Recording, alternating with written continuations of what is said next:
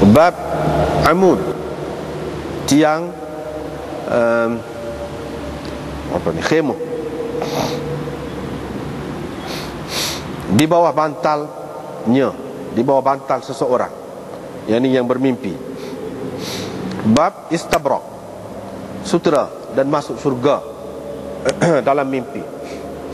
Fil manam, pada waktu tidur, maksudnya dalam mimpi. Riwayat daripada Ibnu Umar, beliau berkata, saya bermimpi semacam di tangan saya ada sehelai sutera ataupun secebis sutera. Tidak ku maksudkan dengannya ke mana-mana tempat di dalam syurga, melainkan dia membawa aku, menerbangkan aku ke tempat itu. Faqasastuha ala Hafsah, maka ku ceritakan mimpi itu kepada Hafsah. Hafsah pun menceritakan mimpi itu kepada Nabi sallallahu alaihi wasallam. Baginda pun bersabda, sesungguhnya saudaramu itu rajulun salih, orang baik. Ataupun baginda bersabda, sesungguhnya Abdullah rajulun salih. Babul qaid fil manam, ini bab belenggu dalam mimpi. Belenggu dalam mimpi. Dengan sanadnya, Imam Bukhari meriwayatkan daripada Muhammad bin Sirin bahawa sesungguhnya dia telah mendengar Abu Hurairah berkata, Rasulullah sallallahu alaihi wasallam bersabda, apabila berdekatan masa ataupun apabila zaman hampir, lam takad takdzibu, pada ketika itu hampir-hampir tidak ada mimpi orang mukmin yang berdusta, yang tak tepat maksudnya.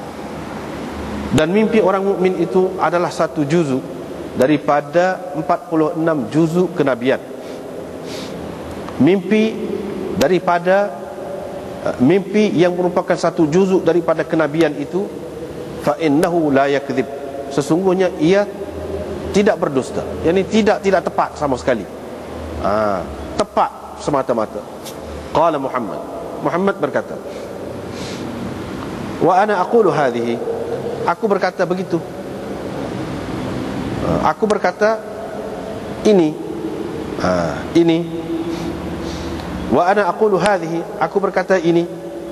Qala, dia berkata, ini perawi di bawahnya cerita ni Auf tu, wa kana yuqal, qala yani Muhammad bin Sirin, wa kana yuqal, dikatakan mimpi itu ada 3 macam. Yang pertama hadithun nafs, iaitu bisikan jiwa. Yang kedua takhwifus syaitan, ini perbuatan syaitan menakut-nakutkan seseorang itu. Dan yang ketiga busyra minallah, berita gembira daripada Allah. Sesiapa yang bermimpi sesuatu yang tidak disenanginya, maka janganlah diceritakan mimpi itu kepada sesiapa pun. Tetapi sebaliknya, hendaklah dia bangun bersembahyang. Qala, Muhammad berkata, ini Muhammad bin Sirin, wa kana yakrahul ghul fin naum, dia tidak suka pasung dalam mimpi. Kalau seseorang itu bermimpi dia dipasung, dipakai belenggu di leher, di tengkuk, itu pasung. Wa kana yu'jibuhum, mereka suka kalau dibelenggu, diikat di tangan itu. Wa yuqal, dan dikatakan al-qaid, ikatan ataupun belenggu di tangan itu, thubatun fid din, berarti ketetapan ataupun keteguhan dalam agama. Hadis ini telah diriwayatkan oleh Qatadah, Yunus, Hisham dan Abu Hilal daripada Ibnu Sirin. Yani mereka ini juga ada meriwayatkan daripada Ibnu Sirin, sama seperti Auf tadi, daripada Abi Hurairah dari Nabi sallallahu alaihi wasallam. Sebahagian mereka menganggap kesemuanya di dalam hadis tadi mudraj, yakni kata-kata yang tersebut tadi semuanya mudraj. Hadis Aun lebih terang. Yunus berkata, saya kira apa yang tersebut di dalam hadis tadi tidak lain melainkan daripada Nabi sallallahu alaihi wasallam. La ahsibu illa 'anil Nabi sallallahu alaihi wasallam fil qaid. Saya tidak ingat daripada Nabi sallallahu alaihi wasallam kecuali tentang qaid itu, yakni belenggu di tangan, pengikat tangan. Abu Abdullah berkata, yakni Imam Bukhari, la takunul aghlal illa fil a'nam. Aghlal itu hanya dipakaikan pada tengkuk, yakni belenggu yang dipakai di tengkuk, ataupun kita panggil pasung. Aghlal itu yang dipakaikan pada leher ataupun tengkuk. Itu dia. Babul ainil jariyah fil manam. Ini bab bermimpi melihat air yang mengalir, sungai yang mengalir. Riwayat daripada Ummul Ala, dia adalah salah seorang perempuan Ansar, telah berbai'ah dengan Rasulullah sallallahu alaihi wasallam. Beliau berkata, Uthman bin Maz'un terkena untuk kami dalam penginapannya, di mana ataupun ketika orang-orang Ansar mencabut undi untuk menempatkan orang-orang Muhajirin, yakni di Madinah. Fashtaka. Selepas itu Uthman bin Maz'un jatuh sakit. Famarradnahu. Kami merawatnya. Kami menjaga dia lah pada ketika dia sakit sampai beliau mati. Kemudian kami mengkafankannya dalam kain-kainnya. Fadakhala alaina Rasulullah sallallahu alaihi wasallam. Lepas itu Rasulullah sallallahu alaihi wasallam datang. Saya pun kata, rahmat Allah ke atasmu, wahai Abbas Sa'ib. Aku bersaksi ke atasmu bahawa sesungguhnya Allah telah memuliakanmu. Nabi SAW bertanya, wa ma yudriki, mana engkau tahu? Qultu, saya pun jawab, saya tak tahu. Qala Rasulullah SAW pun bersabda, adapun dia telah mati dah. Sesungguhnya telah mati dah dia. Dan aku benar-benar mengharapkan kebaikan daripada Allah untuknya. Demi Allah, aku tidak tahu, padahal aku ini Rasulullah, apakah yang akan dilakukan terhadapku dan terhadap kamu. Dalam nuskha yang lain, ma yuf'alu bihi wala bikum.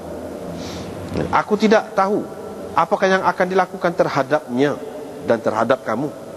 Ummul Ala berkata, demi Allah, aku tidak akan membersihkan, memuji sesiapa lagi selepas peristiwa itu, selepas Uthman itu. Qalat Ummul Ala berkata, saya bermimpi melihat Uthman mempunyai mata air ataupun sungai yang mengalir. Aku pun pergi kepada Rasulullah sallallahu alaihi wasallam lalu menceritakan mimpi itu kepada baginda. Maka baginda bersabda, itulah amalannya yang terus berlari mengalir untuknya. Babu naz'il ma' min al-bi'r. Ini bab mencebok air daripada telaga sehingga puas orang meminum air. Yarwa. Bukan yarwi. Kalau yarwi makna meriwayatkan. Ni rawiya, yarwa, makna puas minum air. Rawahu Abu Hurairah 'an Nabi sallallahu alaihi wasallam. Diriwayatkan daripada Ibnu Umar, beliau menceritakan, katanya Rasulullah sallallahu alaihi wasallam bersabda, ketika aku sedang berada dekat telaga, satu telaga, di mana aku mencebok air daripada telaga itu, tiba-tiba Abu Bakar datang kepadaku. Abu Bakar dan Umar datang. Abu Bakar pun mengambil timba, lalu mencebok setimba dua, satu timba ataupun dua timba. Satu mana? Satu lagi setimba dua saja. Wa fi naz'ihi dha'f. Dalam keadaan pada cebokannya itu terdapat kelemahan. Faghfarallahu lahu, maka Allah mengampunkannya. Thumma akhadhaha Ibnul Khattab. Kemudian timba itu diambil oleh Ibnul Khattab daripada tangan Abu Bakar.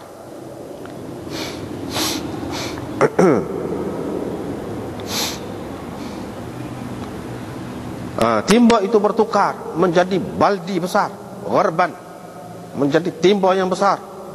Tidak pernah kulihat